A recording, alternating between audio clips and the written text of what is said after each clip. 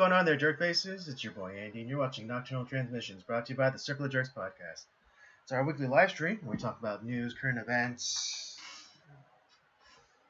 esoteric thoughts, as well as our movie review. Tonight we'll be continuing our theme of Devil in the Details with a surprise twofer actually. Andy surprised me with the twofer. Like, he was blown away by a movie. He's like, we need to add this to our docket this week. It has to happen. Haxan, a silent movie from 1922, and then a more contemporary movie, Nefarious, starring. That's which one of us chose which one. Oh, we kind of synced up again, dude. Like blue shirt. Yeah. This wasn't planned. Yeah, right. This wasn't planned, folks. Oh my gosh, this is hilarious. Man. Too funny. That means it's gonna be a great show tonight. So, right. What is it? Sorry, I got all twisted. So yeah, we got two for you tonight. I was compelled to watch this one after watching Haxan, and I think a very lively and interesting discussion will be had about these two movies. Absolutely. So look forward to that. But yeah, with me as ever is homeboy Rob, and so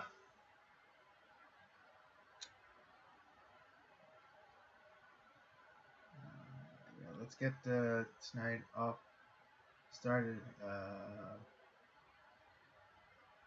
Sorry, folks. Just a little bit of fine tuning here.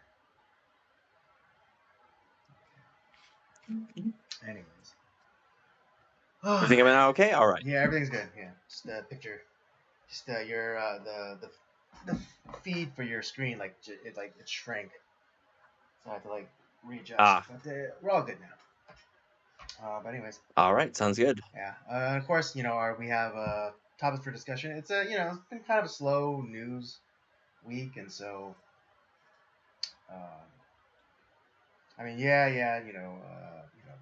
war in Israel and whatever, and they invaded Rafah, blah blah blah. Sounds pretty much like the same old. Yeah, same old. So tonight, we have more thought exercises in store for tonight's episode. So just be aware of that. Anything you want to catch up the people on, Rob?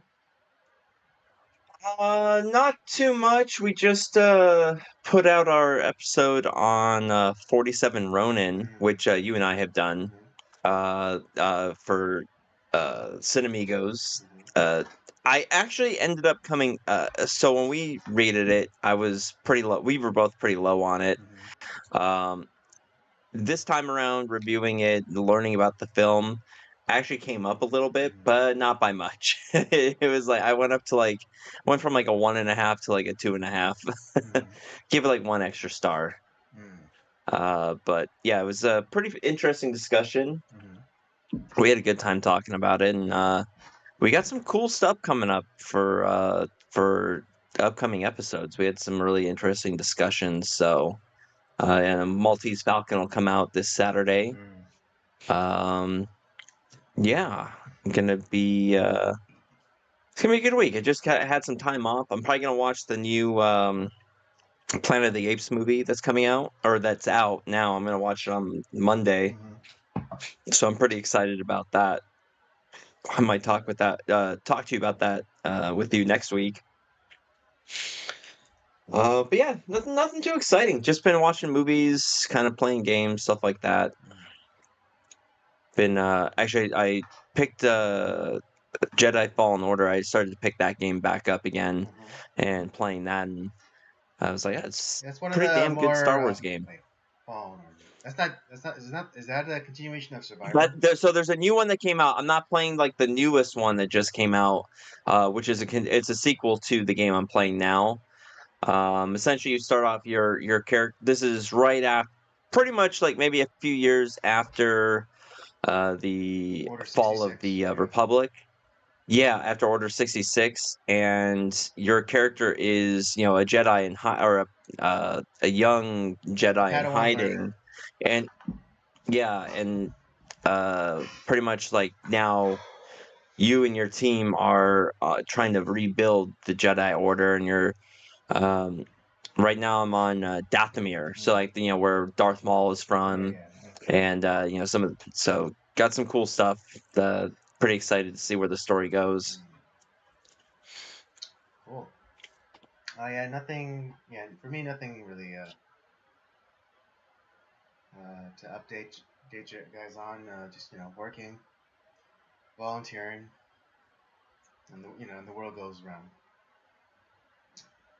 All right. Andy doing Andy Yeah, things. Andy doing Andy things.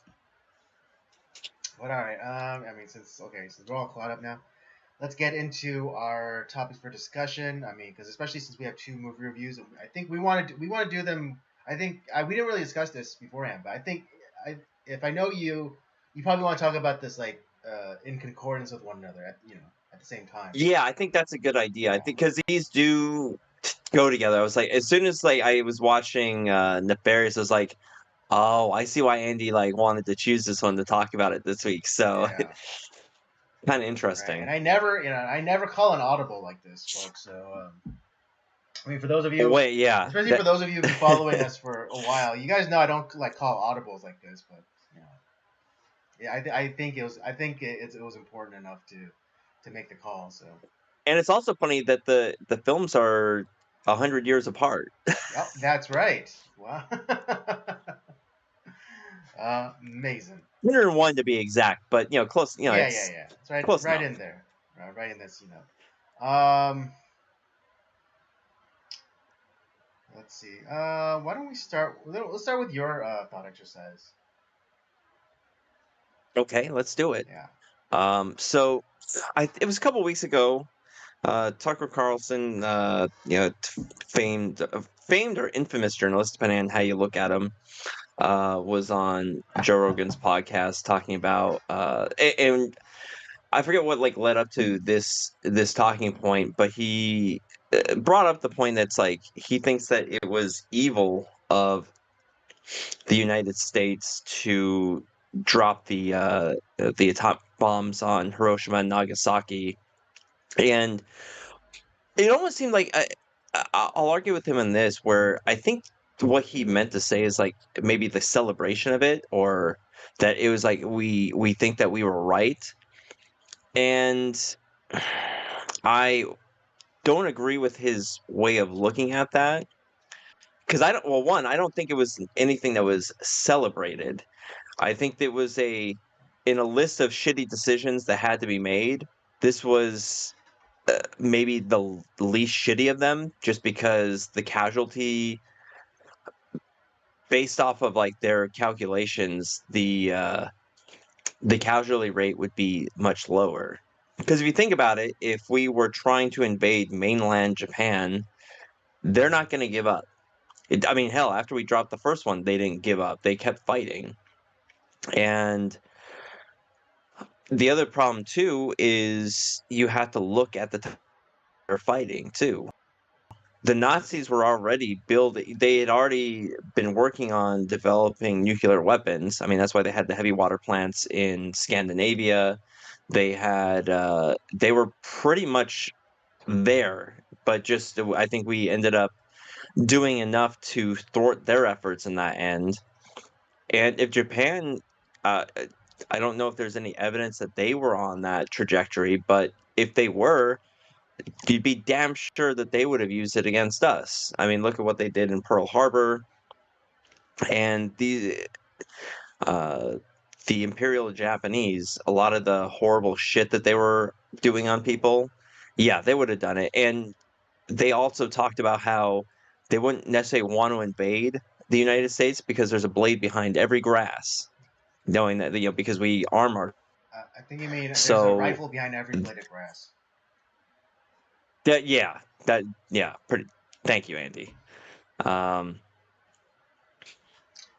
Yeah.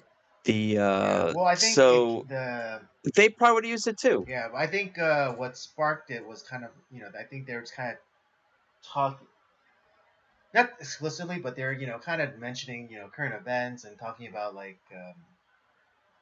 you know the attacks by the Israelis on civilian targets, and so I think that's kind of where that's the origination point of this particular topic that or this idea that Tucker Carlson brought up while on Joe Rogan. And I mean, nukes aside, because I think if you've been following, my thoughts on nukes. But yeah, the idea of bombings, like because it wasn't as though they were bombing military targets. They bombed civilian populations, and then people will say, people will make the what is it, the rationale saying like, oh well, they dropped leaflets letting them know like when they were gonna bomb to let people know to get out, things like that. But just just because the wolf lets the lamb know it's gonna eat it, does that make it okay? You know, Better than nothing. I mean, I mean, and I understand the rationale. It's like, oh well, imagine how many, but it's like, oh, imagine how many people, would have died if they didn't done the leaflet or dropped the leaflets. But I mean, I don't know if there's any way to quantify like how many people were saved. So I don't know if that's a strong like rebuttal.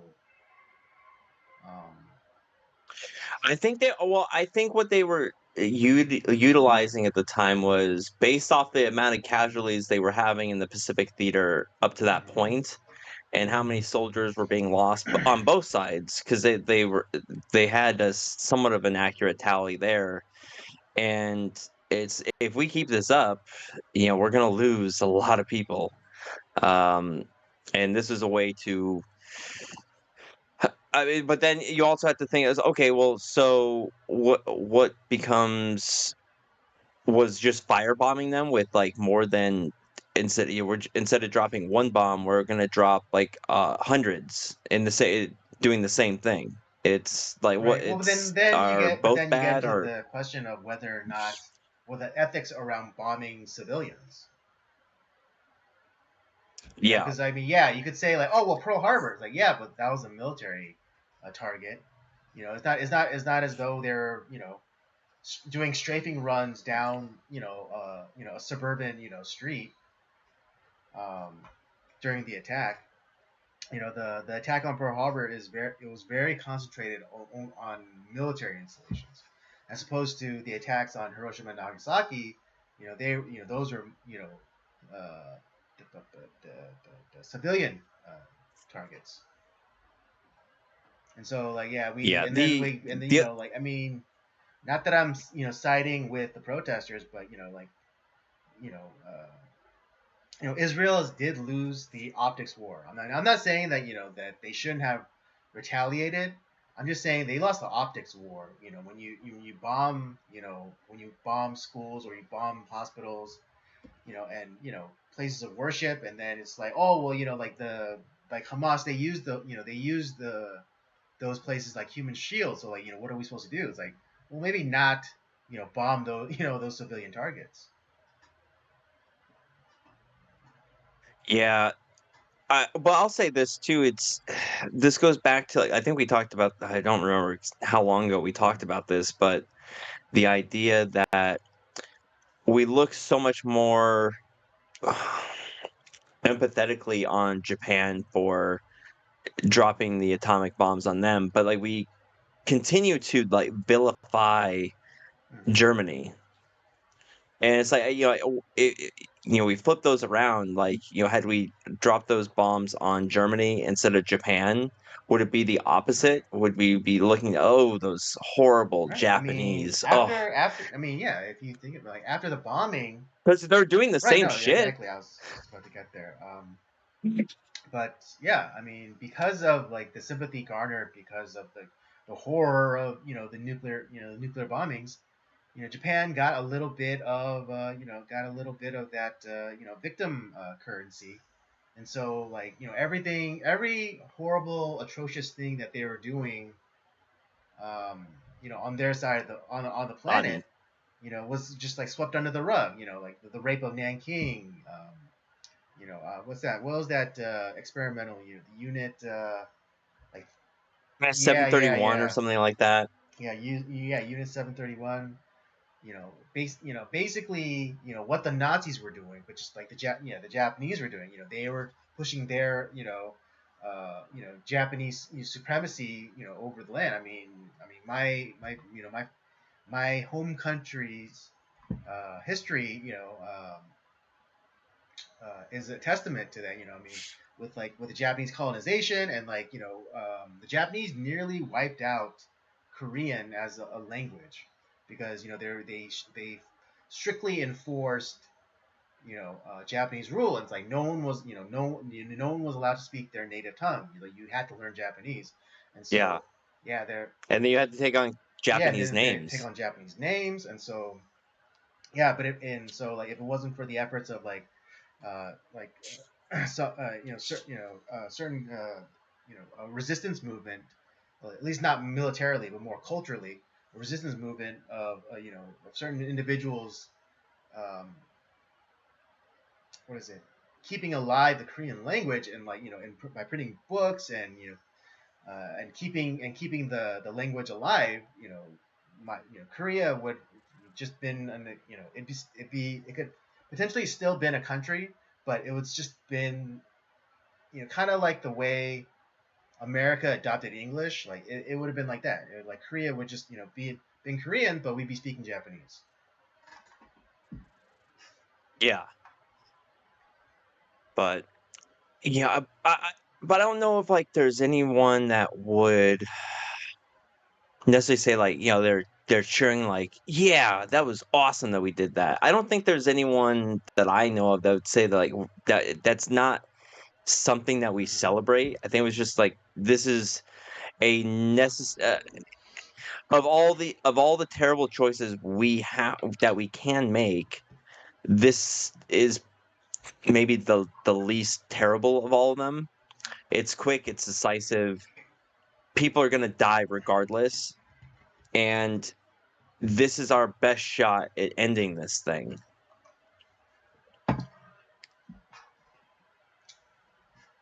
True. Yeah. I mean, because what you said, earlier about the Japanese being dogged and not not willing to surrender. That's accurate. They would have fought to the last man. Um,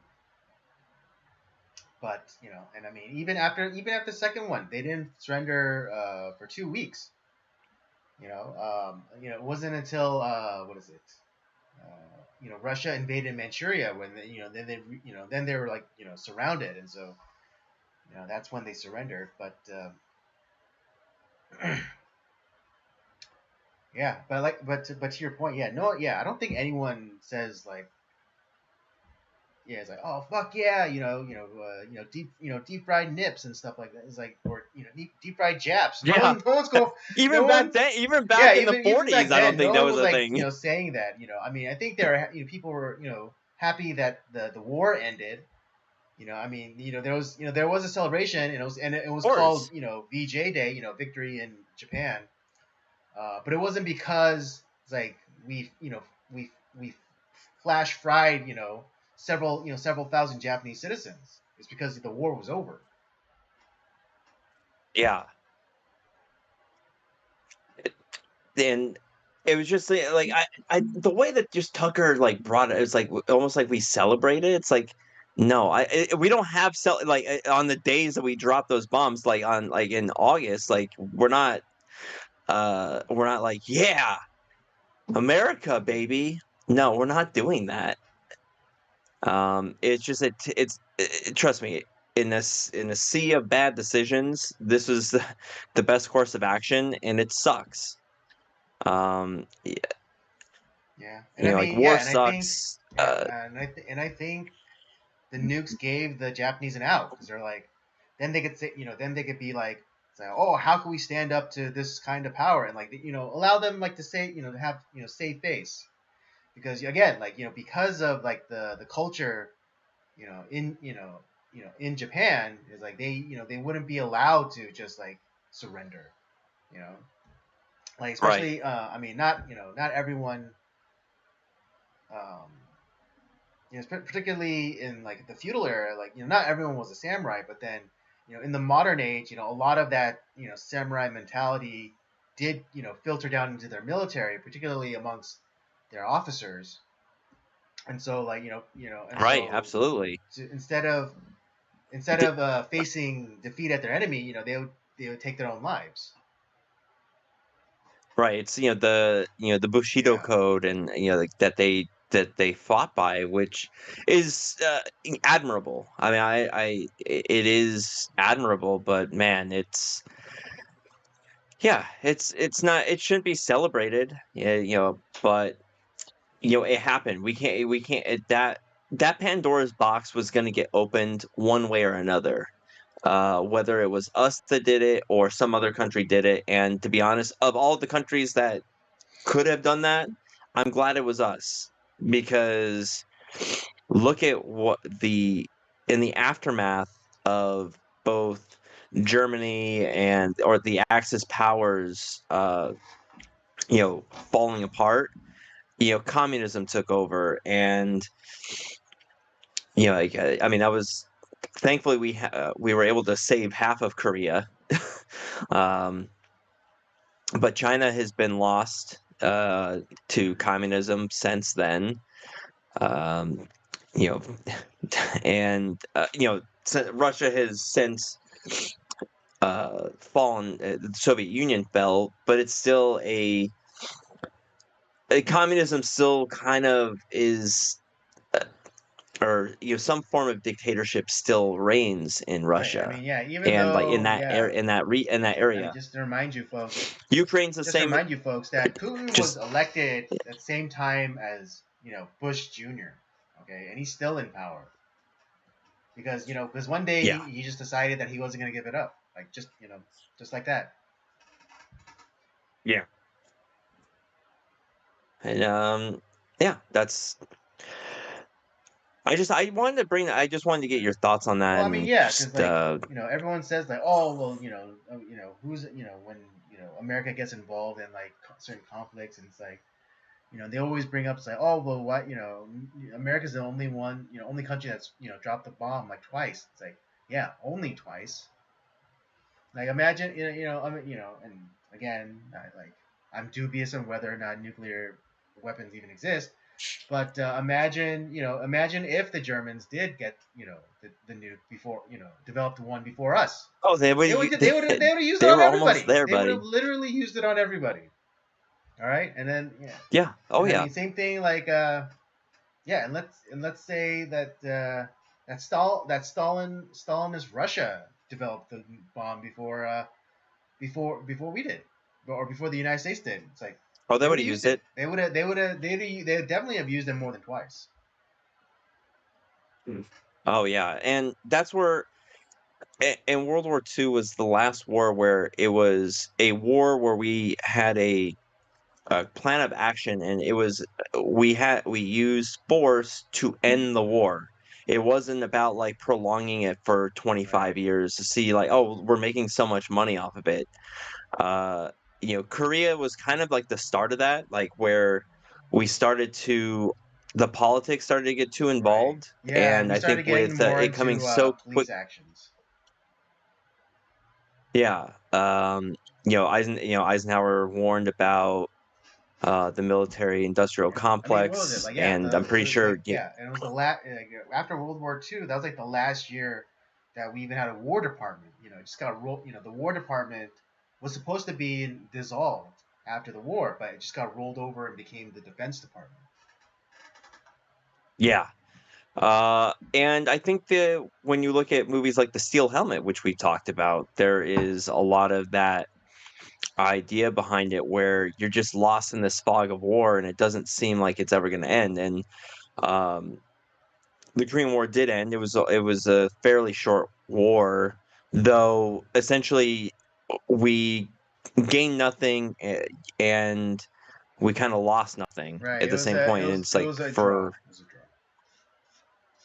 yeah. We were back. So, but America was then you back to can back. World War champions, and then we got a tie in Korea, and then we lost in Vietnam. Uh, Yeah. Well, that's because you have it's about how can we keep this going? Because that started in 1959. It was because and it's the same way that we have with what's going on in wars that are going on in Ukraine and Russia. Same thing with like Israel, like where well, we're just helping you. We're just sending some troops over. We'll give you some training. We'll sell you some weapons, and then it keeps going and we end up having to increase more of our money and effort into there, and before we know it, now we're embroiled in the conflict, and that it went on from 1959 to what, like 74, I think, oh 74, damn, yeah, 75 is one. yeah, because we were what is it? Initially we were America was just over there as technical advisors. Uh, That's how many conflicts have we had in and since that time where we've done the same exact damn yeah, same thing. play. It's because it's not about winning a conflict. It's about how can our powers that be make more money off of this, because all these defense contracts, it's all about Yeah. making money. Yeah, I mean, don't get me wrong. You'd be surprised. Like a lot of defense contractors, or even they could make money on making everyday items. I mean, that's what a lot of companies in the past did. They used to make like um, what's the word I'm looking for? Like just yeah, BMW is commercial a products. BMW is a huge Yeah, reason for that too. That's what they did. They built airplane motors, and like like the whole symbol for BMW, that's propeller. a Yeah, but propeller. yeah, just like And then they made cars. yeah, but a lot of companies used to make just commercial products like refrigerators and washing machines, and but then they switched over to defense contracts, and they for some reason that was more lucrative, and so why would you go back to making refrigerators and television sets, when you could be making bombs or missile guidance systems or the latest stealth absorbing or radar absorbing material. Yeah. All on the taxpayer dime.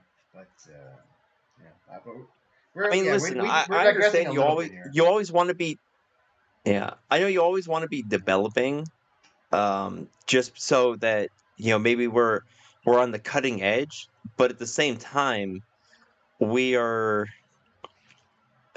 we just we just want to stay in Yeah, conflict. I mean, yeah, because Got to keep that right, bankroll but going. it's unnatural though. It's what is it? It's trying to it's breaking the natural cycle because like there I forget what the exact quote is, but it's like you know um,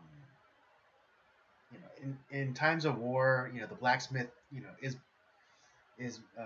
is justified and morally obligated, stop making plows and making swords.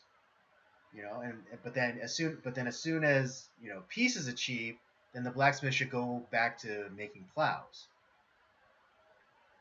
Yeah, So yeah, and yeah. I mean, horseshoes. yeah. I don't remember the exact quote, but it's just like like so. It's a natural cycle. It's like like in times of war, in times of um, extraordinary circumstances, should you drop like your normal manufacturing, your everyday sort of thing to help the war effort? Sure, yes, it's you're justified and morally and morally compelled to do so.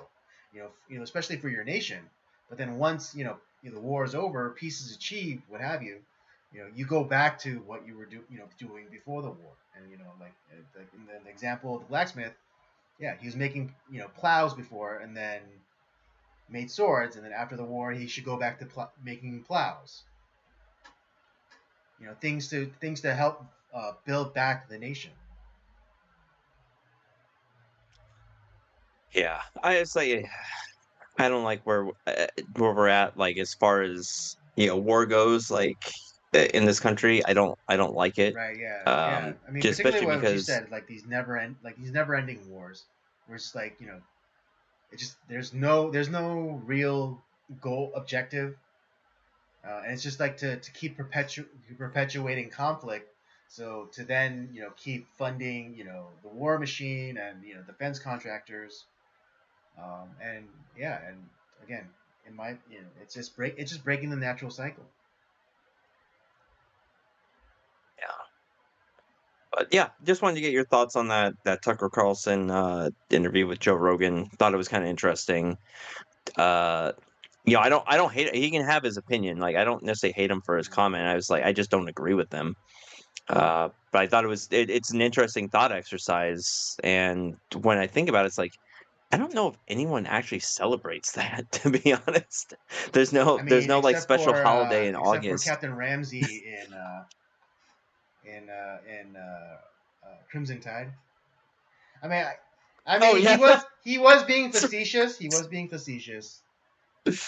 But I but forgot yeah, about technically he that. was the only one to because when he poses the question to his officers, and then it's he poses the question to himself, and because he's so simple, and I mean not simple as in like dumb, but just he just sees everything in black and white. He's like yes sir, he's like drop that fucker twice.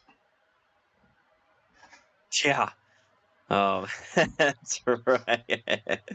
That's a movie I need to It's a revisit good again. movie. That's It's such a such a good good movie. movie. I love Crimson Tide, man. Absolutely. All right. On to the next topic for discussion. And this is one that I would like. I wanted to talk about. Unfortunately, that there's no women here. But there's this question going around the dating podcast. Um, and it's posed to women, and the question is, if you were out in the woods or whatever, by yourself, what would you like? Who would you rather run into, a bear or a man? Um, and so the women are presented with this hypothetical, and a lot of women. I mean, not majority, not most, but a lot of women choose the bear. They would in if they were ever in the woods, and they're to be confronted by somebody, or something, it would be a bear. And so yeah, That so I mean, when I brought this up to Robert, he's never heard this, so like I think this is a good one, just for someone who's never encountered this scenario. Yeah, what are your thoughts?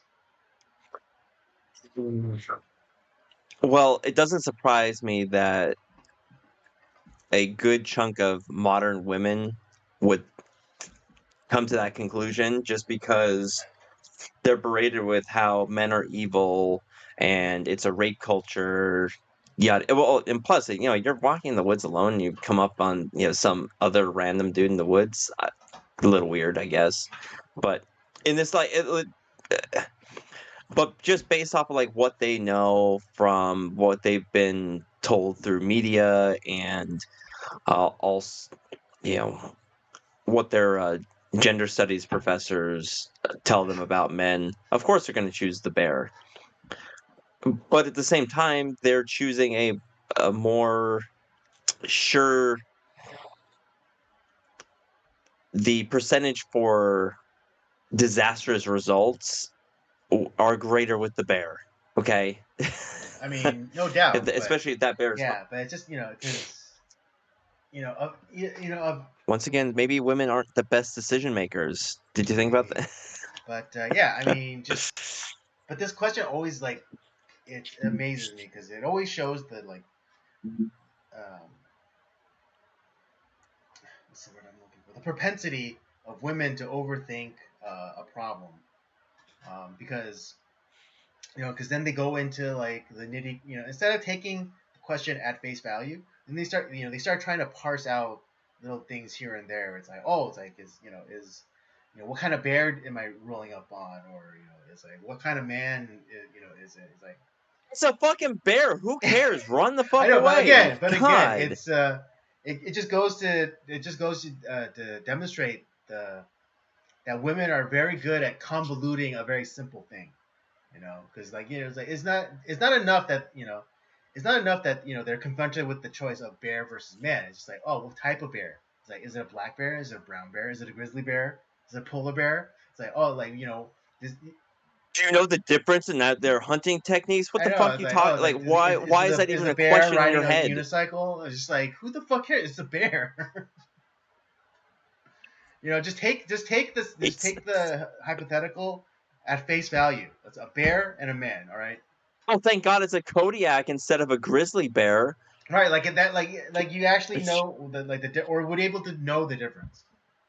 I mean, maybe if they No, of if course they they would. know maybe if they Some would. knew like the different species of bear, like I've kind of granted like, okay, maybe you do know something about bears, but like otherwise it's like just take the hypothetical as it was. It's like saying like, oh, let's say I bought a new car. It's like, well, what color? It's Yogi like Bear. Who it's like, oh, let's cares? say I bought a car. It's like, well, what color is it? It's like, who the fuck cares? It's Yeah. just like just take the hypothetical as it is. But yeah, you're right. With I think a lot the very not very underwhelming, or not underwhelming. Uh, the lack of surprise on our faces, should just go to show you how indoctrinated women are to perceive men as potential threats as opposed to um, potential potential protectors, or you know because I mean, The percentage of threat with the bear is near yeah, 100%. The right. But percentage of see, danger with no, the no, see, man, you said 95%, right? So they're like, oh, but that 5% means like there's 5% bears that wouldn't do that, and so five, it's like it's the Batman v Superman logic. It's like if Superman, if we think that Superman could be our enemy, even like 1%, we have to take that as 100% certainty.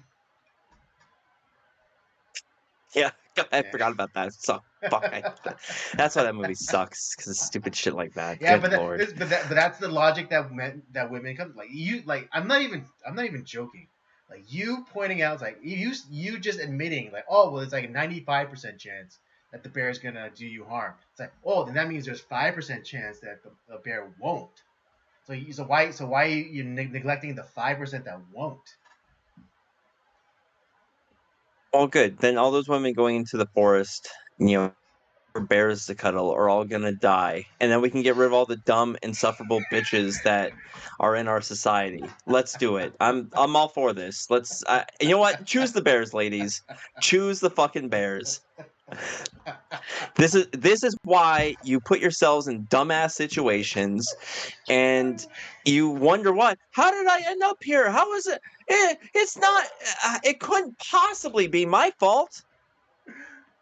Angry Robert's the best Robert, or the funniest Robert to me. God. It's fucking stupid. You know what? I want people to choose their own fucking uh, like destruction. It's just go into the fucking woods, hug a bear, ladies. Go for it. it's funny because some of the women, like when they do choose bear, they said like, oh yeah, because like I'm interested in being a vet, or oh, I wouldn't mind like trying, hug, like being able to give an opportunity to hug a bear. You know, they're uh I mean Jim Gaffigan has kind of turned a little bit, crazy nowadays, but he has this one bit in one of his comedy specials where it's like, where he was talking about like, everyone talks about like how when you see a bear in the woods, or it's like you're supposed to like play dead. It's like, who came up with that? The bears? Like, oh, first thing to do, play dead, rub yourself with honey, and look delicious. I was like that.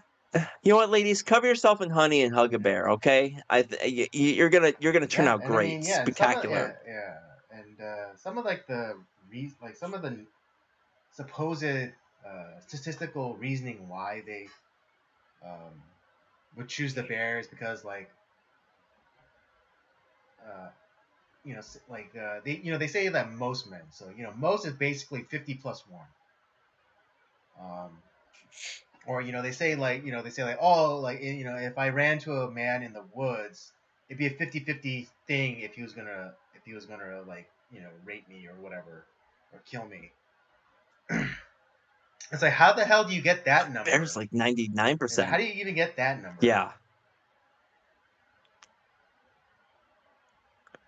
it's okay. They'll die in the woods regardless. Let's just go to the woods, ladies. Choose a bear. Maybe all they're gonna do is I steal a missed picnic basket. exasperated Robert. I am so tired of just these dumb, dumb ass women who don't trust me, ladies. It's not all of you. There's a lot of great, smart ladies out there who are Right? super Hashtag not cool, all. and I like them. Hashtag not all. You're right, but man, these ladies, the insufferable bitches of the world, who other women hate too. So just God, shut up. Go into the woods and fucking die. Well, I didn't expect it to go this way, but I'm glad I went there. Thank God I was raised by a woman who is both tough and smart and hates these people too. My wife, who not she's also tough in her own way, but she hates these type of women too. It's just like they're all terrible. Why would they choose something so stupid? It's like just let them die, honey. It's okay. You're just wave goodbye because you're never gonna see them again. Are you gonna pose this question to her? I actually might. I think I might. I might. I'll see. I'll see what she says, and All right, report back. Report we'll back come next back week. next week. Report back next week. Oh my God! Oh. Why? This is the problem with your fucking liberal arts colleges, gender studies bullshit. Like where we're teaching women. I'm all for like education. Like let's learn something, but like let's and then utilize that. Learn some critical thinking skills. But these are it's like we're luring people into their own destruction. What? Stupid. Listen, men need women. Women need men. It's a time. It's a tale as old as time. It has always been that way, and one is not better than the other. We're just different, but we need each other. We're not we're not each other's enemies. That's all. Just choose the fucking Bears, ladies. God, I can't. I can't even think. Oh my gosh, it's too funny. Too funny. These are the type of women that end up in like the trunks of um, Ted Bundy. Yeah. Yeah, I mean, these are the women who are like, who are so scared of that guy, but they don't know what that guy actually looks like, and then so like their radar is completely off, and then, I mean, I'm not even just talking about the the most extreme outcome of that, but just like in terms of just like kind of like shitty guys, they pick shitty guys and they get cheated on or they get and that, again, not like the most extreme, but just like kind of like they're like they're mistreated. The man doesn't appreciate them or yada yada yada. And he always wonders, like, oh man, like, why are men all losers? It's like, no, it's just the men that you pick are losers. Yeah. You know. And you seem to have a type. You keep choosing the same type of dumbass dude. You know, it's like, because I could change him, Robert. Don't you know? I could change him. Those are the same people that end up dead in the woods from the bears. Well, I mean, at least you're out of the dating pool. All right, I'm the one who's Thank left God. suffering. And I will never return. No matter what happens, I will never return. What if your wife gets impregnated by a black guy? Not really gonna happen, I don't think. Okay. Yeah, I'm not really too worried All about right. that. Well, I mean, like I said, regardless of death or divorce, never returning to the dating pool. Okay, so you're like out. Oh, Yeah, I'm so out, you're like, yeah. I'm not putting myself yeah. through that a whole fucking shit show again. I'll die alone Yeah, and see a screaming out, pick your Blu-rays. like, enjoy your bears, ladies. Yeah.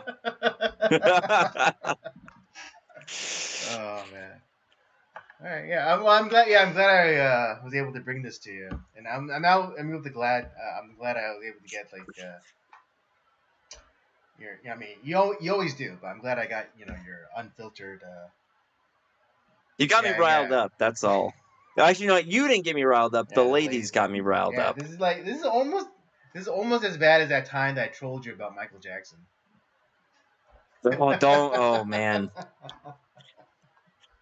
Too bad that wasn't on the show. That was before we I started know. recording. Oh man, that would have been content gold. That would have been. Those of you unaware, while especially particularly, it was around the time that Michael Jackson passed away, and They had that, like, was it the didn't they have like that yeah, that was at documentary that had come out about yeah, him? kind of like Like, it was defending this him weird and fucking sex yeah, I dungeon. know. Yeah. Even like, and I think like yeah, the cachet of like materials was found too. Yeah, just like Macaulay Culkin's like photo like or something, and like there's like a bunch of like a lot of costumes and a lot of like effects and things like that. It's just like kind of like really weird.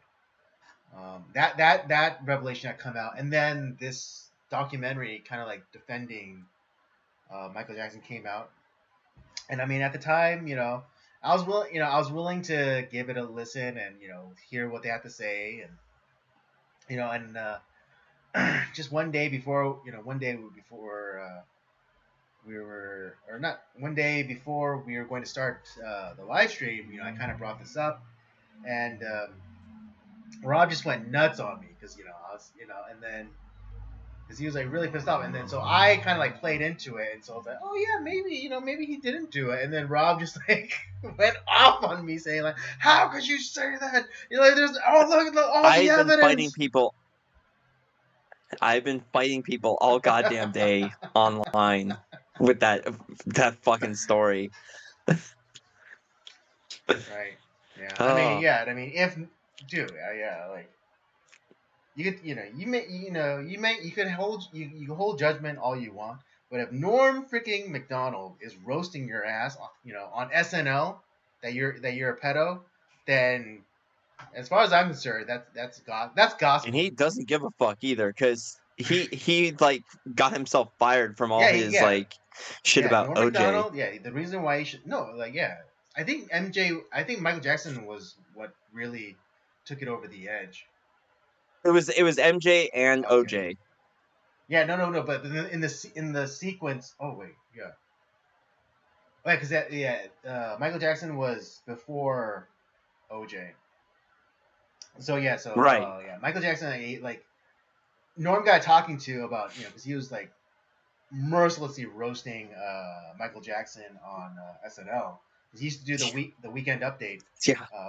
segment, Yeah. and then Hasn't hasn't been been good good since. since. Although no, I take that back. I'll hold a reservation, because the two guys that are doing right now, it's pretty unique because there's this segment where they write jokes for each other and they don't know the joke until they read them out loud on air. Oh, that's Yeah, actually yeah, kind of and then interesting. I it's like funny because that. like they do the racist jokes, and so like the white guy says like all these racist jokes, and then the white guy makes the black anchor, I forget, like basically same thing. They make him say like the most awful things, and That's actually it's pretty pretty fucking fucking hilarious, hilarious. I'll admit. But yeah, Norm is the best whoever did it in my book. Absolutely. Yeah, but when Norm Macdonald's roasting your ass about being a pedo, then yeah, you could take And that guy yeah, does not give a you could take fuck. that to the bank. Yeah. Hey, Clinton, he killed a guy, right? He was on Oh, The yeah. View. Oh, yeah, They've been so pissed off at yeah. him. Yeah. Or yeah, early on in the View when Barbara Walters was still on it. So it was crazy how freaking pissed off she was getting at Norm. I was like, yeah, like he Yeah. killed a guy. It's like Yeah, she was getting like, so pissed off at him. It's like it you're was like supposed to be just spouting funny. facts. It's, it is Yeah, it funny was funny. because one, because Yeah, it's true, and two, because you're getting so fucking pissed off about it because you can't right. handle the truth. Yeah, it was so good. Norm. All right, Oh my gosh, R.I.P. Norm Macdonald, man. one of the Yeah, best, dude. He's so good. He was so good. seriously. Yeah, I mean, yeah, on his death, like, it might sound trite, but I posted a picture of him. Not nothing. It was a more serious kind of like headshot photo of him, and then um, the caption I put like the world is literally less funny now Yeah, because of his passing. it Because of his is. passing. So he's Norm's was the best. Norm was the best. All right. If you have nothing else to say No, about no. man versus bear. Bear wins. All right. Yeah, I'm really looking forward to hearing what your wife says about this. I'm gonna pose it and see what she All right, for says. sure. Can't wait to hear about it. All right. Yeah. Whoa. Kind of whizzed through those questions, but that's fine because I think I think the real meat of tonight's stream is going to be our movie review. So yeah, Yeah, we'll get into yeah. our movie review. I'll present both synopses back to back, and then yeah, Sounds we'll like a just get plan. into it. All right, yeah. Here's the synopsis for Haxan. A hybrid of documentary and fiction, this silent film explores the history of witchcraft, demonology, and Satanism. It shows representations of evil in a variety of ancient and medieval artworks, offers vignettes illustrating a number of superstitious practices, and presents a narrative about the persecution of a woman accused of witchcraft. The film ends by suggesting that the modern science of psychology offers important insight into the beliefs and practices of the past. This movie came out, or at least in the U.S. It was released in 1929, but I think this is I think this is a German movie that originally premiered in 1922, but the U.S. date is 1929. Yeah, and the director is oh no, I think it's Danish or Swedish. But yeah, the director Benjamin Christensen. All right, let me give you the synopsis for Nefarious. On the day of his scheduled execution, a convicted serial killer tells a psychiatrist that he's a demon and who can possess his body.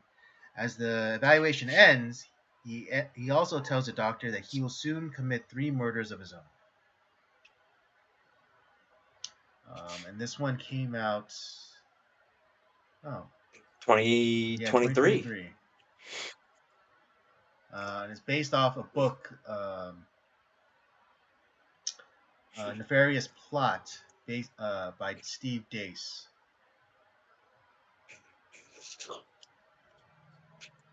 Yeah. So, well, how did you come to Nefarious? Like, where did you hear about that film from, or had you like known about it and just Haxan kind of like you're like, we should talk about this too.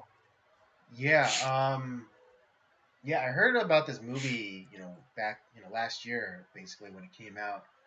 Um, and I thought it was, I thought it was a very interesting premise, but I never really found time to watch it. But then also I discovered the works of Jerry Marzinski, and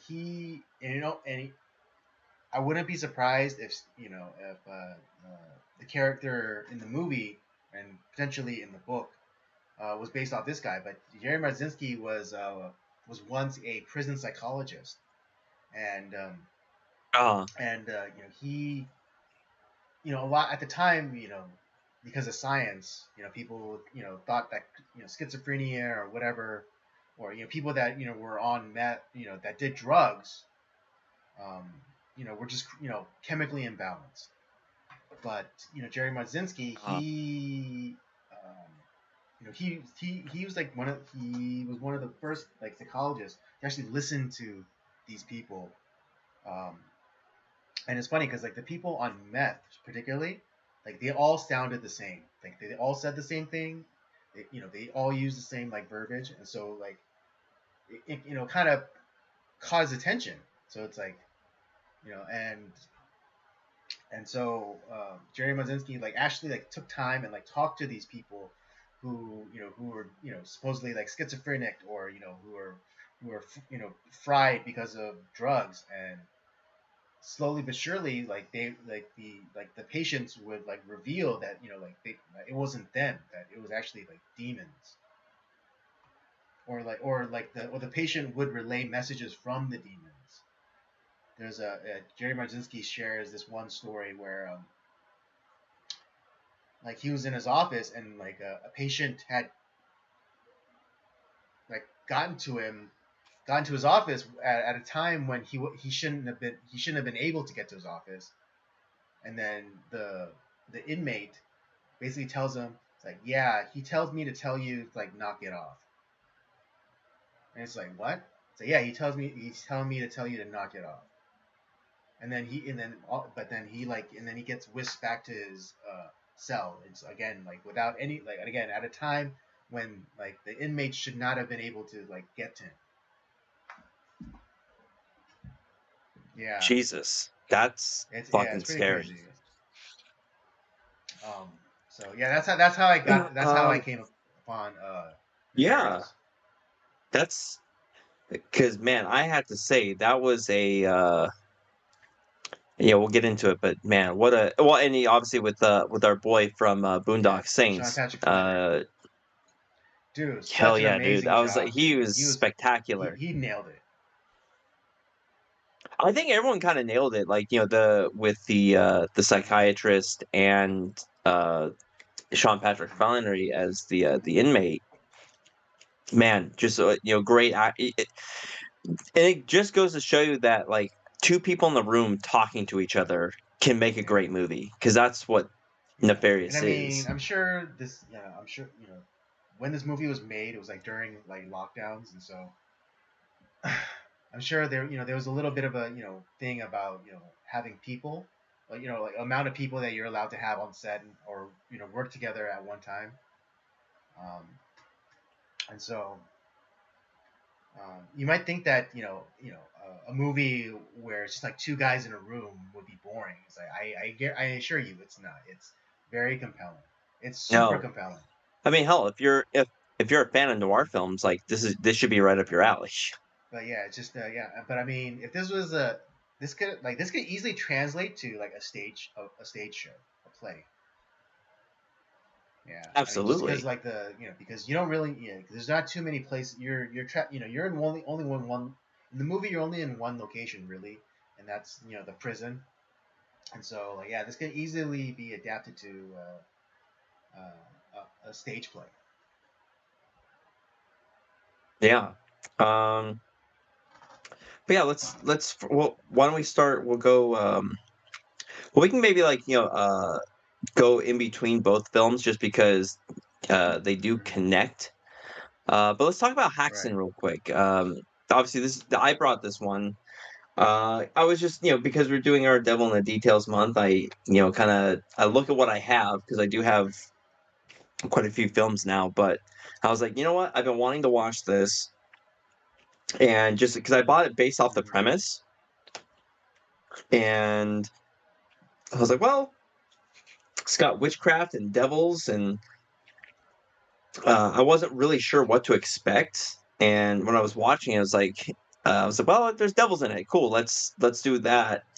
But when I started watching, I was like, oh, this is interesting because they kind of go through like a history of like what witchcraft was known to be back in like the Mm-hmm. Middle Ages, and then it explores some of like what would utilizing fake characters to show what would have taken place, calling out like witches, what would happen to them. They would, being tortured to the point like where they would give up other people who are witches and uh yeah, and like some of the corruption that would happen through that. And at the end, they kind of correlate it to what's going on in modern day with people who are in hysterics, or we would call it like schizophrenia or Right. something like that. They didn't really have that term back then, so they use hysteria, and they're doing stuff that they don't know why they're doing it. And it's like, see how they compare to like how witches and people with dealing with witchcraft back in the day, and like what happens in the modern day, and how those correlate. Doesn't it look the same? And what did you think about that? Because it's kind of an interesting way to tell a Right. story. Yeah. Because it's Right, because semi-documentarian, it goes but it's through. Yeah, it goes through also the. Yeah, fiction. like it said in the synopsis. Goes through. Yeah, it's like part documentary, part like narrative. Uh, Part narrative, and yeah, it kind of goes and describes like ancient societies and like what they thought the shape of the world was, or like or demons, or like there's like lithographs of, or not lithographs, but basically images of like people practicing uh, devil worship, Which, or yeah, devil witchcraft, worship and in like general. um, and then yeah, like you said, you know kind of trying to correlate it back to modern times, or at least modern times, a la the 1920s when this movie came out. But yeah, I mean, it does tend to lean, a little bit disparagingly about, um, like basically like the Inquisition style of persecution, and the torture devices, and the varying methods of what to flesh out like actual witches. It, Dude, those torture devices are fucking yeah, gnarly, like the dude. thumb I screws and stuff. the Yeah. fuck, dude.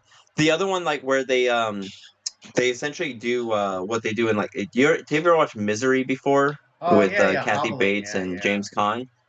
Dude, yeah, they had like one of those devices. It fucking hot you'd hobble their yeah. To oh break, yeah, god, essentially break yeah. their ankles. Yeah. Yeah, dude, it was. I mean, these torture devices are fucking nasty. Like, and like that collar, where they would like tighten it with Right. ropes. They would have people holding ropes to Mm-hmm. tighten it, and they would like put this like fire underneath like their ass, and it's like they're trying to like get away from that. Like the chains would Yeah, like, the spikes would and they're basically like chained yeah to like drive it these into their like necks and stuff. oh, Yeah. dude. fuck all that Yeah, I shit. mean, I That's know it's like there was something called the pair of pain, and it was basically a device that it looks like a pear, and you would shove it into a woman's vagina, and then there was a crank, and then you turned it, and then it would slowly ah open up the oh, bulbous part, and it's just like that ugh, fucking yeah. nasty. And I mean, yeah, and again, like, yeah, I don't think that a woman who practices like herbology or homeopathic like medicines like is a witch. All right, full stop. No, well, it was about like so. I would say that Haxan, like Christensen, because I think this is a Yeah. Swedish film. He uh he obviously doesn't believe in this stuff. If I was to take a gauge on him as a person telling this story, I'm not. And actually, there's a really on my Blu-ray there is a special like where he when they re-released it 20 years after the movie came out. Benjamin Christensen did a introduction to his film and like was talking about it, and so I would say that he probably does not believe in witchcraft and all this stuff because he's trying to prove a different point that it's like it's a lot like people believing in superstition and if we look at like the people that we see today dealing with what we would know as like schizophrenia or whatever, it looks very similar. And the people who are being tortured, doesn't of course they're gonna like give up. They're gonna say that they're a witch and like they're gonna start naming Yeah. names. It's not an effective way Right. Yeah. to Torture's flesh never out like been. who the Yeah. witches are. Has never been a reliable means of information extraction because at a certain point, the person will say anything to make the pain stop. So. Yeah. So I kind of like that I kind of like what how he put the movie together. I think it's really interesting. But that's also goes. I think it compares to Nefarious in the sense where I think Benjamin Christensen is a lot like our psychiatrist, who he has a very strong um, doubt of evil in the world, and that there is a spiritual aspect to our world. It's not just like what we can see and test, although there are those things as well as we do gain more knowledge and we're able to figure out how things work. But there is still a spiritual component to our world. There is good and evil. Well, I mean, There for me, from my perspective, the more and more I live, the more and more I'm convinced that everything is spiritual. And even the seemingly non spiritual things, everything is spiritual. And so, yeah, so like even nowadays, even if you could like measure it, like saying like oh, you have a chemical imbalance or whatever, I would still like categorize that as a spiritual problem as opposed to a physical problem. At least for me. well, you were telling the story of that Nefarious may have been based off of this one psychiatrist dealing with meth addicts, He's and a prison how psychologist, and that may have connected them to a spiritual realm of evil. And uh, that is something that I have heard where there's people who have delved into psychedelics or harder drugs, and it does awaken them to some sort of spiritual reality. Whether that's a good or evil, most usually it's evil, but I have heard people tell stories that it seems to have opened them up to a different realm that they were not aware of. well, I would say I would actually say that it weakens their defenses. Not so much as I wouldn't necessarily take the positive and say like, oh, it opened them up to something. It would be more like Well, yeah, maybe that's bad wording. I would say, yeah, it does weaken they are all I say is like it opens up is like they become more aware of right. it, But not I'm necessarily just like but I'm just yeah. delineating like I would stay away from like that more neutral kind of language of saying like, oh, it opened up. I would say more it lowered the defenses, the spiritual defenses. Oh yeah, But yeah, I mean, yeah, but it certainly yeah. unveils what's behind the curtain. You get to see the wizard behind the Exactly. curtain essentially, and usually in these cases when you're doing stuff like that, it's you're opening yourself up to nefarious elements of the spiritual Right. realm.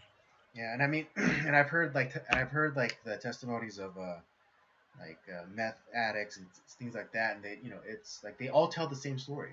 It's like, oh, like these little whispers, like, oh, this, and then, or like, or things like they'll receive revelations. I mean, not like, oh, God coming down on a cloud sort of thing, just like kind of like knowledge.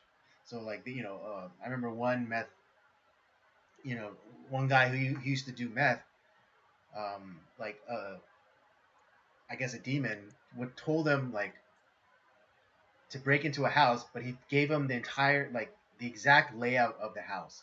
So you're gonna go through this window, and then you're gonna go down the hall, and then you're gonna turn right, and there's gonna be a pink door, and then you're gonna go into that pink door, and then you're gonna go into that room, and then in the drawer on the third drawer, you're gonna open it up, and there's gonna be a roll of cash. And then the guy did it, and it was exactly as he was instructed or described. That's Yeah. wild. That is wild. Um, yeah, and well, oh shit, I forgot the point I was trying to make. But the the fact that people don't want to believe that that's a reality. Right. Yeah, because that's And obviously, like, both, I think both films kind of show that. Uh, he, Benjamin Christensen and Haxan is at least show understanding that people did think these things. And there was no like a drug of that in those times that would cause people to do that. I mean, there were, but not like what we have right. today. But there were people who did try to summon evil spirits and like believed in these. Were doing things that would be considered Right. witchcraft. And And you're opening yourself and up to and to that point, bad yeah, because like things. there wasn't such a thing as meth back in like the medieval times and stuff.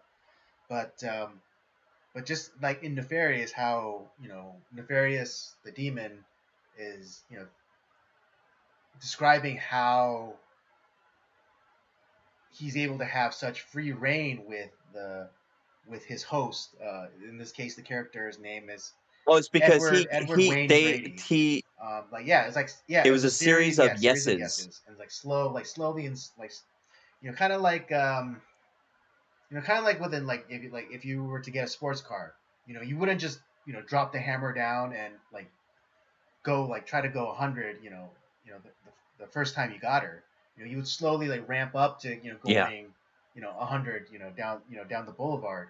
And so similarly with Nefarious, with the host of Edward Wayne Brady, he like it was like Robert was saying, it was a series of yeses. It's like, oh, can I do this? Or oh, it's like, can I do that? It's like, oh, can I control this? Can I control that? It's like, oh, let me control it for like 1 minute, and then slowly but surely, and then gave into like full possession.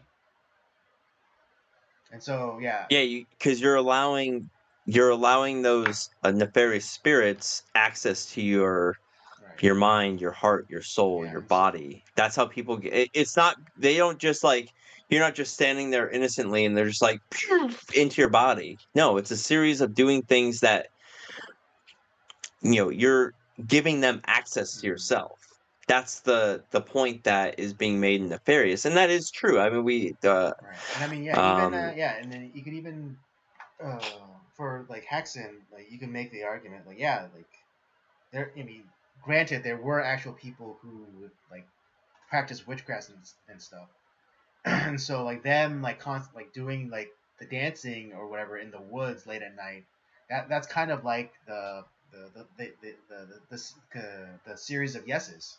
oh, Yeah, it's those ritual rituals. the Yeah, series of yeah. yeses.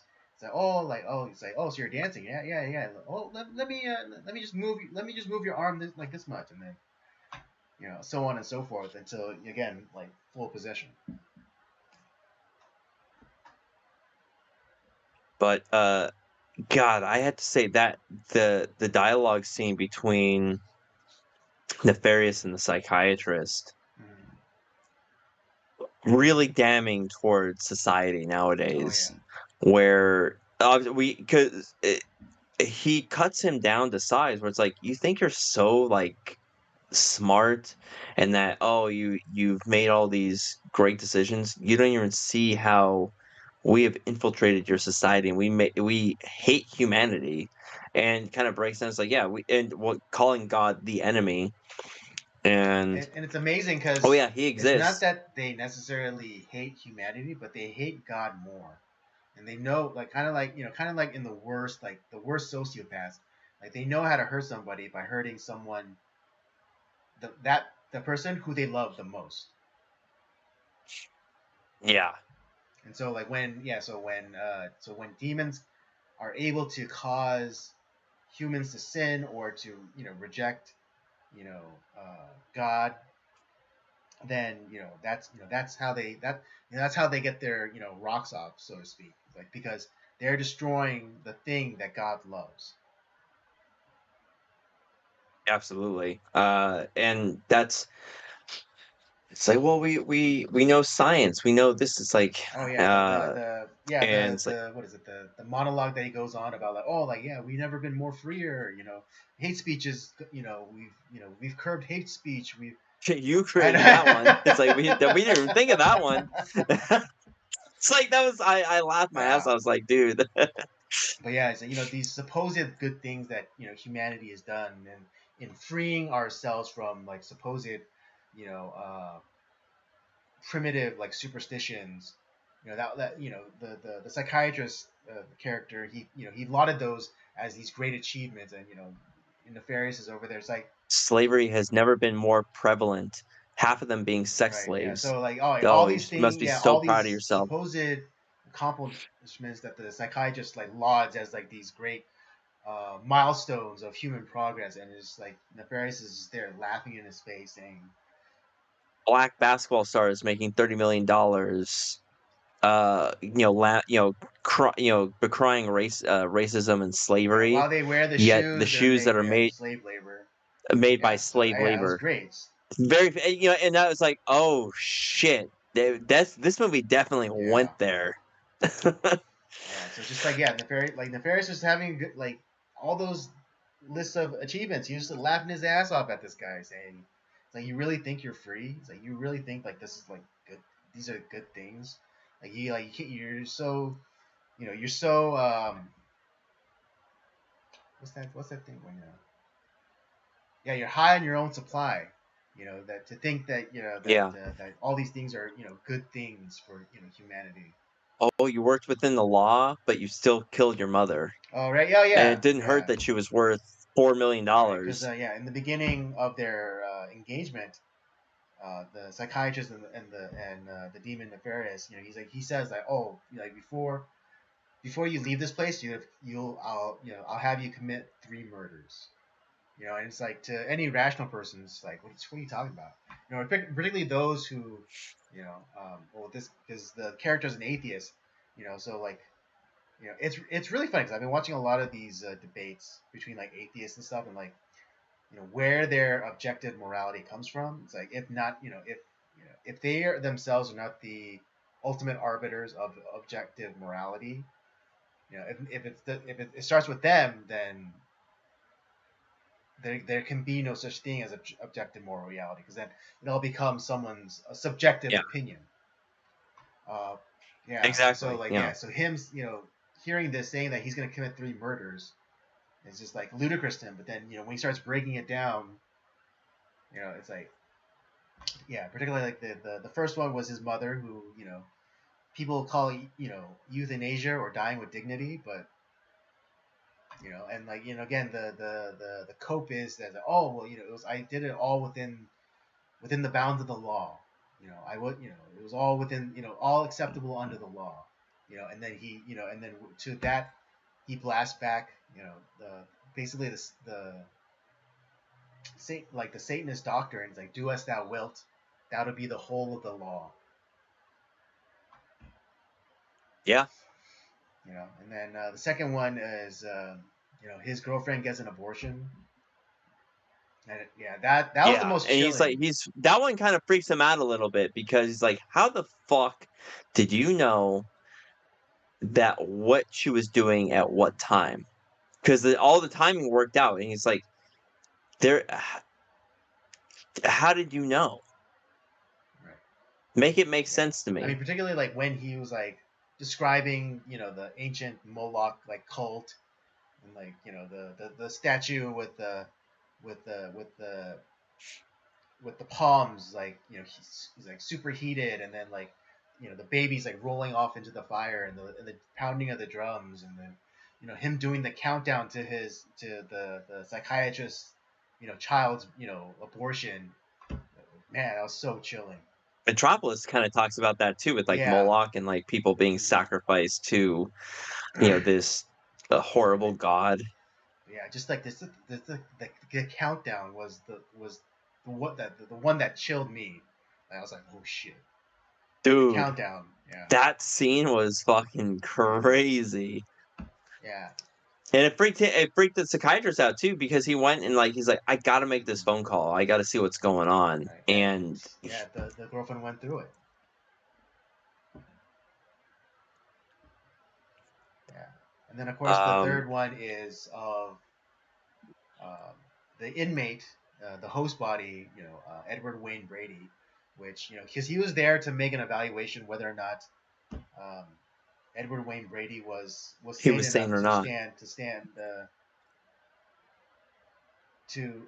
to have To be killed, to have the essentially to sentence be rendered executed. upon Was him. he Yeah. sane enough Yeah, to be whether or not he was sane executed? enough to have the sentence rendered upon him or not. And out of I think frustration, at the end he does sign off on it, which then fulfills what Nefarious said. It's like, you're gonna murder 3 people. Well, the other thing too is that it's like, well, if you don't believe me, why don't you just or because they were doing this like kind of back and forth contest, and he's like, I don't believe in you. It's like, well, if you don't believe in me, like, or if you want me to prove to you that um I can inhabit bodies or whatever, like accept me into you, I'll show you. And he does say like, okay, Oh well, I yeah, yeah. accept Well, you like, into me, yeah, like like I give you access to my body, but he doesn't do it then. He waits until after the execution right, of yeah, the host. Yeah. that's when he realizes that, oh fuck, like that's when shit gets real for him. And that's exactly what he wanted. Right. But yeah, at the execution, as soon as Edward Wayne Brady dies, you know Nefarious is free to then inhabit his body. And it was crazy because he had, and good thing he said that you could take over my body and not necessarily like control who I am, because he was still able to speak. And so he, 'cause there was a cop, there was a detective who was working that. Oh, that, I missed that. That's very true. You're right. Oh, that's interesting because they definitely kept that Right. in Yeah, because mind. he was like, because there was a detective who worked on the case, and he was there to like watch Edward Wayne Brady be executed. And then after he died, when Nefarious took over the psychiatrist's body, he grabs the detective's gun, and and he's pleading with the people, like, I'm not doing it, I'm not doing it. He's like, basically trying to let people know, like, it's like, I'm not the one doing this. My body is like, I'm not in control of my body. Um, and it was a good thing that he just said, oh yeah, you could possess my body, but you can't possess me, because then in the moment when like Nefarious tries to suicide him, he's able to make that small, that quick, prayer, and it's like, God help me. And then when Nefarious tries Yeah. to pull the trigger, the gun doesn't go off. And ostensibly, the psychiatrist character, he's saved because the gun doesn't go off, and then like the policeman and the prison guards are able to restrain him. Yeah. And obviously, like, we get to the end with him, he wrote, well, because the whole idea was about him writing the Satanist, the demon's gospel, essentially.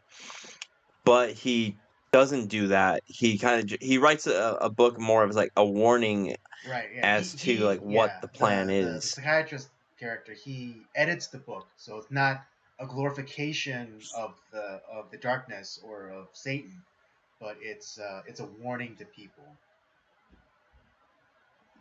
Yeah. And so, But the way it ends, and he even says like, I don't know if I could say I'm a believer, but like I know something like this is a real thing that happened. There is, and it definitely changed him as a mhm. person. He never does say like I'm a believer in Jesus or anything like that. Um, and then as he leaves the studio after talking about the book that he wrote, he meets a homeless person, and he's like, "No, I'm gonna give them some money, just and He kind of goes like and gives the homeless person some money, and then at the end, you hear Nefarious's voice and said like, "Hey James." yeah." What do you think about that? Um, well, I mean, because again, this is dealing with like spiritual matters. It does make sense, and like even Nefarious the Demon said after this host, I'll just move on to another one. Do you think that like when he whatever one of his actions, like maybe because he didn't give him full access, that the psychiatrist didn't give full access to Nefarious, he decided to leave?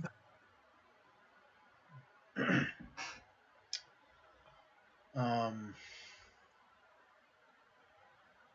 well, you know what? I think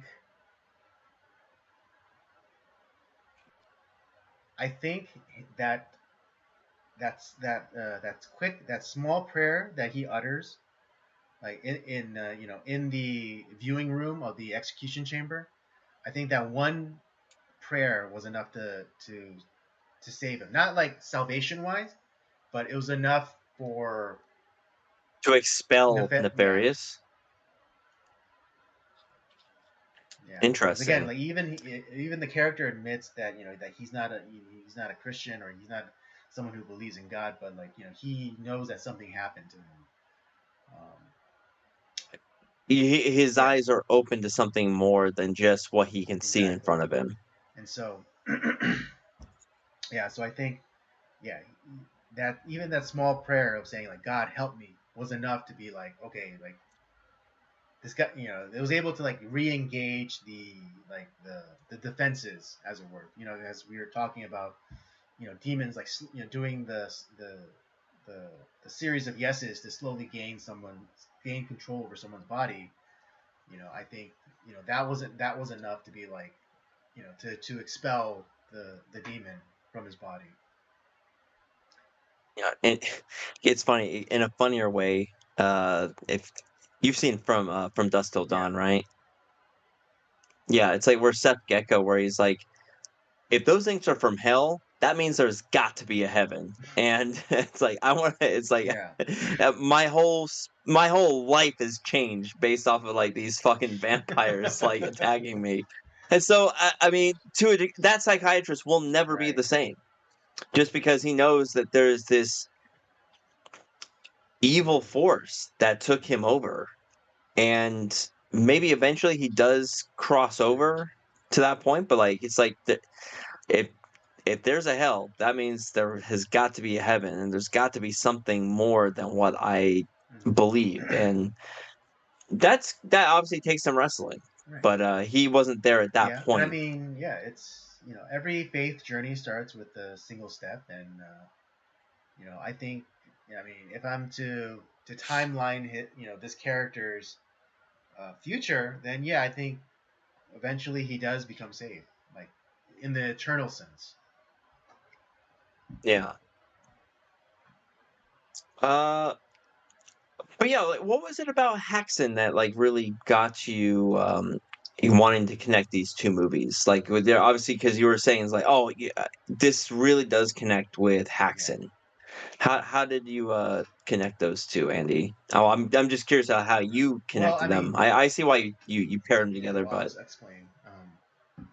Well, it's because in Haxan, it was a movie trying to explain the supernatural. It's essentially trying to explain the supernatural away, through science. Like, oh well, look at look at how these primitive people, and they thought like there's such thing as demons, and when it and like the strange behavior people exhibited, like they used to treat people by dunking them in cold water, and now look what we do.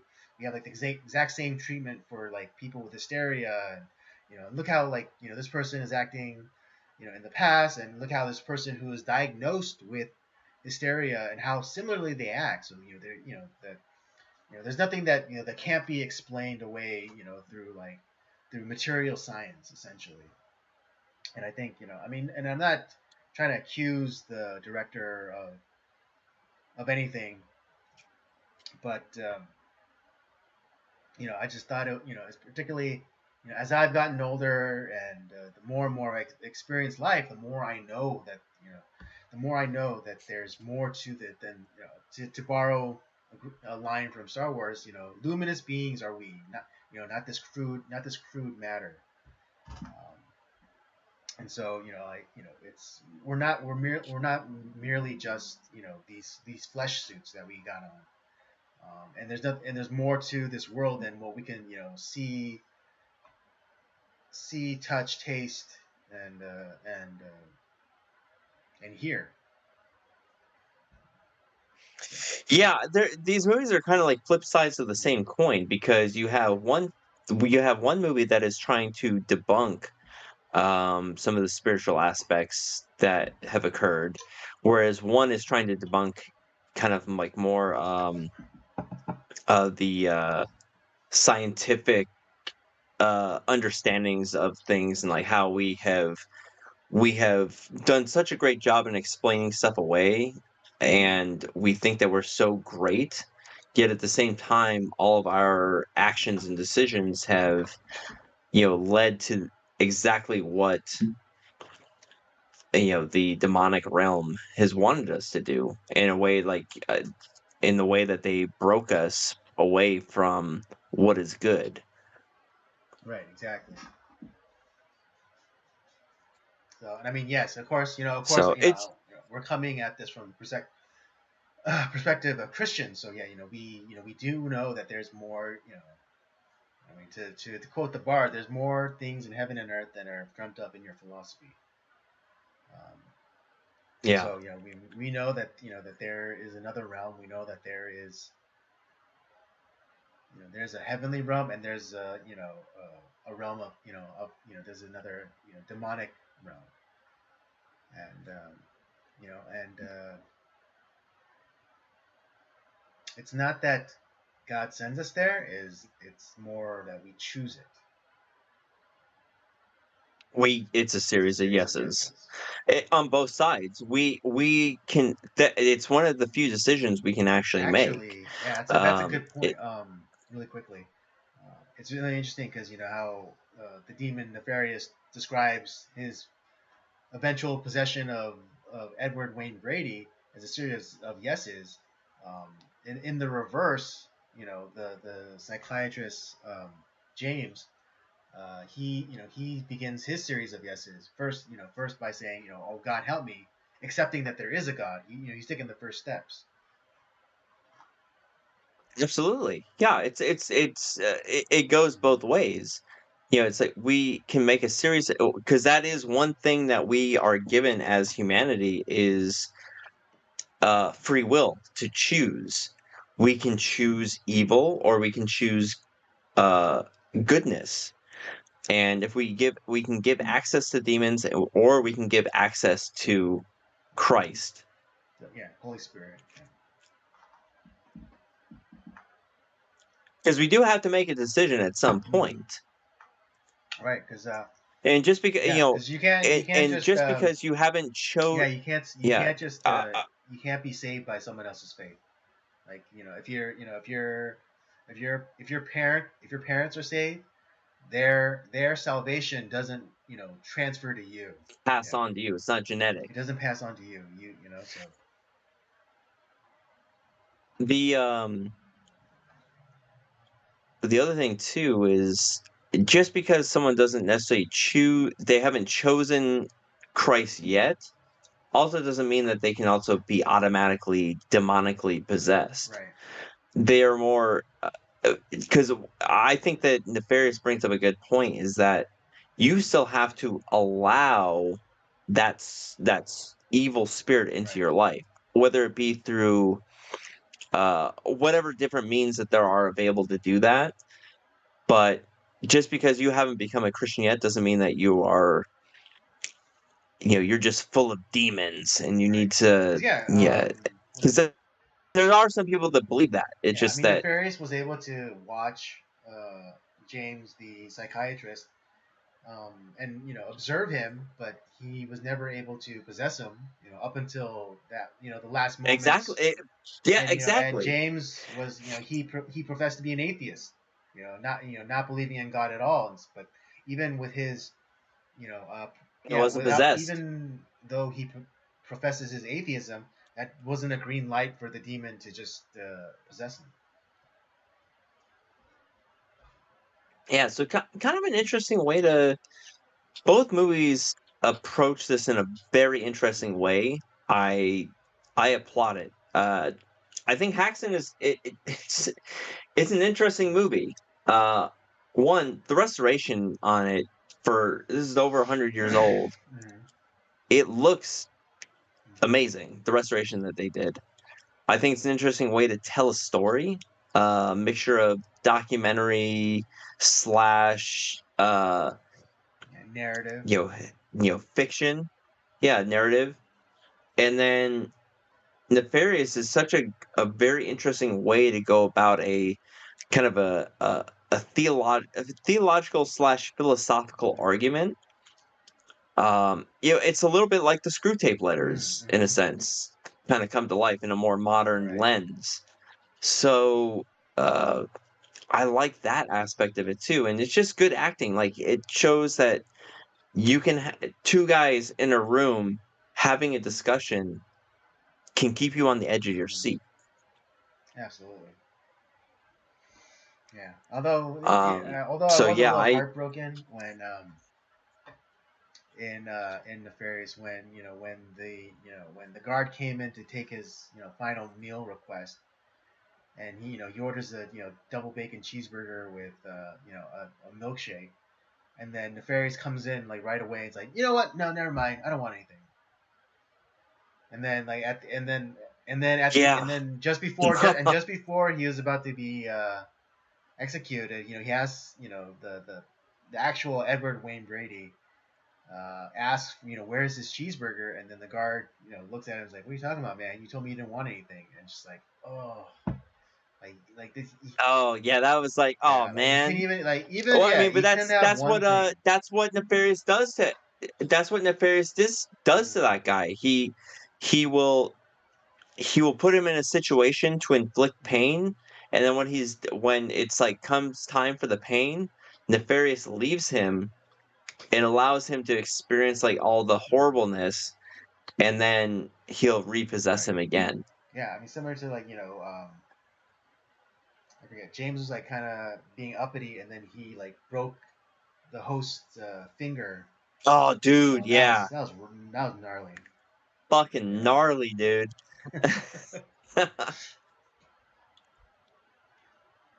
But yeah, Haxan and Nefarious, kind of, they're mirror opposites of each other. Yeah, I'm really glad that you brought Nefarious into this. I think it helped elevate the Haxan Mm, discussion. Um, I think we would have ended up having the same type of discussion, but I think it's kind of cool that we can incorporate the films that we were watching into that discussion. And like I said, not everyone's gonna believe what we believe, and I don't expect them to. We come at it from a certain perspective. We are both believers. We don't hide that. Um, and yet at the same time, I think we found enjoyment in both films. And I think even if you don't believe what we believe, you'll find enjoyment in both films because they're both interesting. indeed.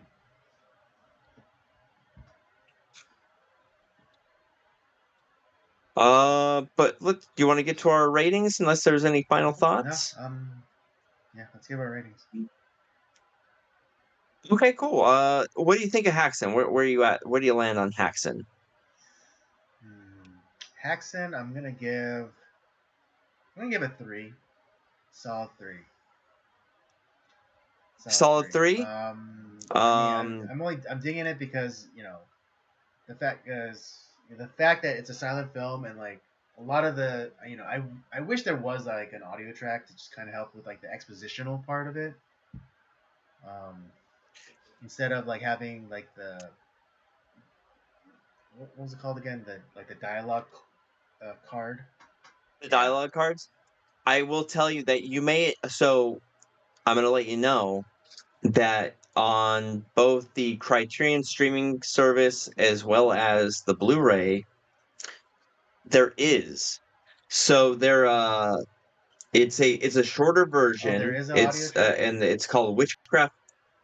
Yeah, so in 1968 there was Witchcraft Through Hmm. the Ages, and it's a 76-minute version of Haxan that is Oh, I narrated. see. It has a soundtrack, but it's narrated, so you don't have the dialogue Hmm. cards. I don't know if I haven't watched it, so I don't think it's the full on Hmm. film. It's a shorter version of it, obviously, but maybe you'll like that one more than the Well, I mean, what we I still get at the enjoy it, silent but version. I'm only rating what I've seen. So Right. I'm just saying, like, if yeah. if you are curious to check it out, I would say, like, if that was maybe holding you back from a higher Hmm. score, that might be something that might elevate your score. I see. Yeah.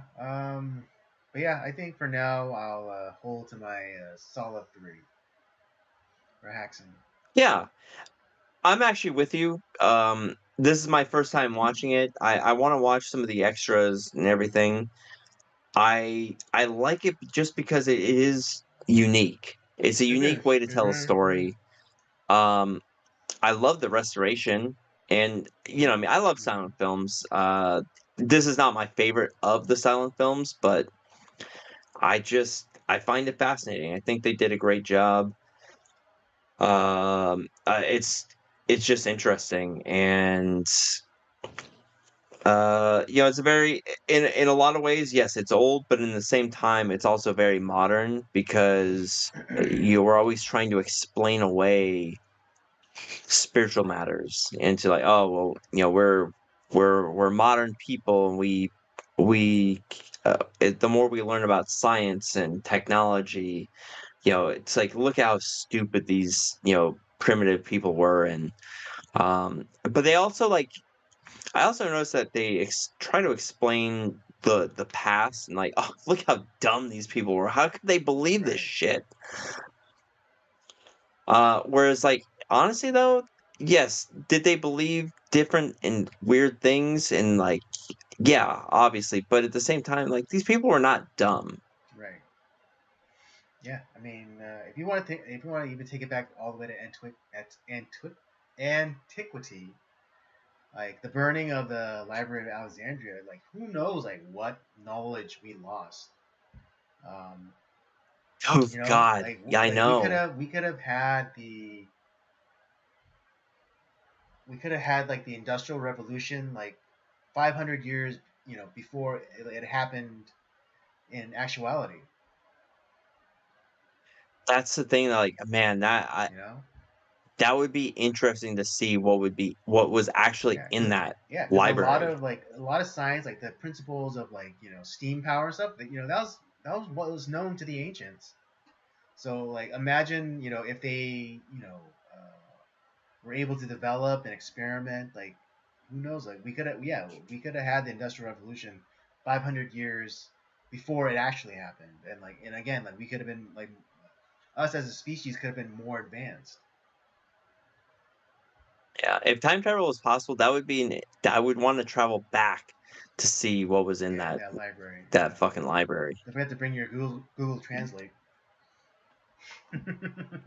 Yeah, yeah, exactly. uh, but Um, but what do you think about Nefarious? You brought yeah, that one to us. Like, what? I So we're both at a 3 on Haxan.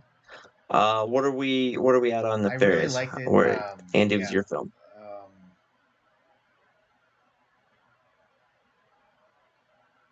I'm really tempted to give it a 5 because I think it's just in terms of like story and execution, it's like perfect to me. But I might have a blind spot for it. So in fairness, I'm gonna hobble it and give it a 4.5. We're just copying each other's notebook at this point because we didn't talk about this at all. I'm not like this is literally what I wrote down like when I was thinking about this. So yeah, I'm at a 4.5 Mm-hmm. too, just because yeah, it's my first Right. viewing of it. I might change it as going Mm-hmm. forward.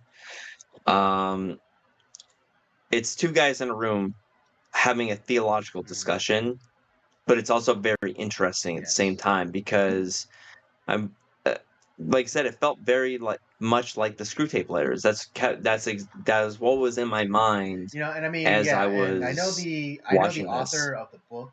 I think he's a believer, so I wouldn't be surprised if he got inspired by the Screwtape Letters when writing this story. Yeah, and it's Mm-hmm. fascinating. Like what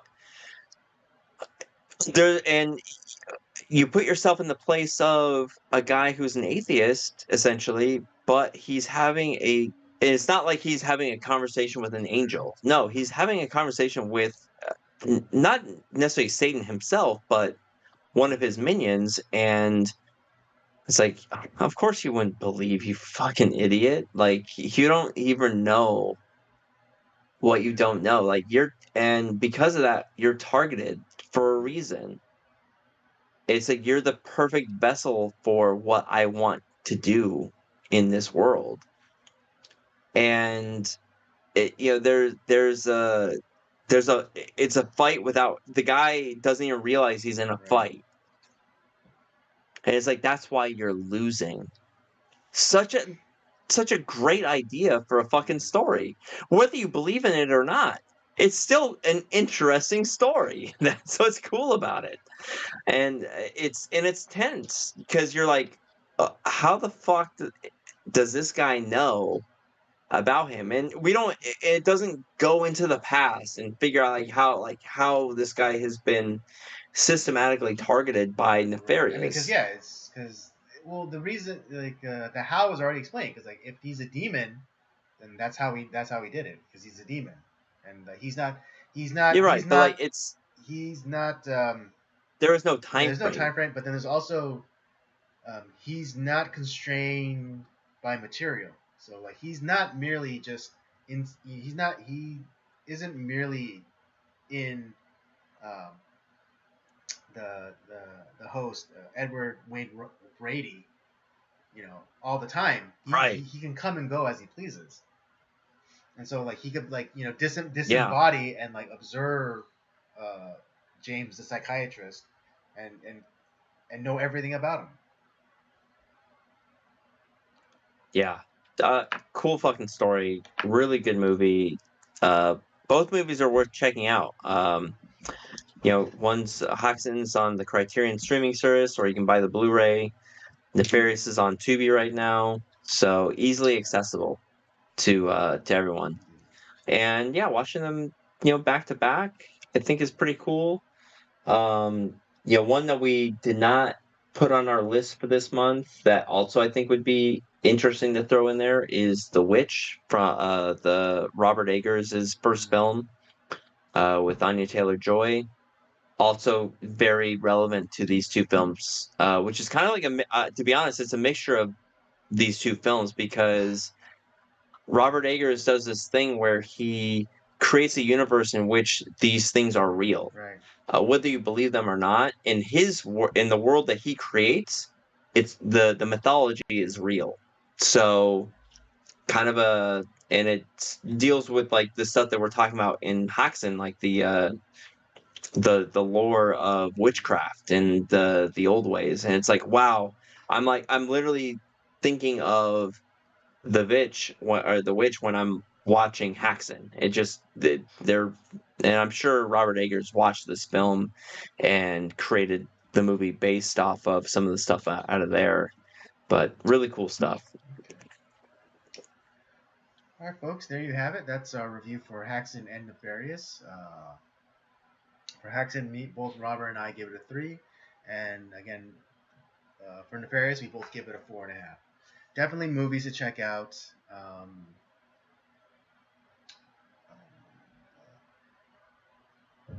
Maybe particularly if you want to watch them like back to back, maybe you want to go with the narrated version, which is, as Robert mentioned, is a bit shorter. Yeah, it's called Witchcraft Through the Ages, and they're available both on the Blu-ray and on the streaming service. All right. With that, that'll bring us to the end of our stream. I hope you had a good time. I had a good time. I know Rob always has a good time. Always. Yeah. Oh, what movie are we talking about next week? I think we're gonna do Angel Heart, right? Yeah, that's what I was thinking. So. Yeah, because we're gonna close out the month with Constantine, or Devil's Advocate is what we're gonna. So. Well, Constantine would kind of sort of fit into this too, but yeah, no, we'll do. Devil's Advocate is that's our closer. Coup de grace. But next week will be Angel Heart. So something to look forward to. Well, yes, I am. I've never seen it, so I'm really excited to watch it. All right, there you go. I hope you had that'll bring us to the end of our show, our live stream. If you enjoyed it, do check out the library of other content that we have. The Circular Jerk's main podcast, old episodes of Nocturnal Transmissions, of course, with movie review, as well as Robert's gaming channel show Up by Up Down. Don't forget to follow us on our various social media accounts, Twitter and letterboxd at podcastcoj. Guys, the end of the night. I can't even talk. Twitter, formerly Twitter, now X, and Letterboxd at podcastcoj, and Instagram at Circle of Jerks Podcast. And with all that said, we thank you for joining us tonight. Come back next week, and we'll do it all over again. Have a good night.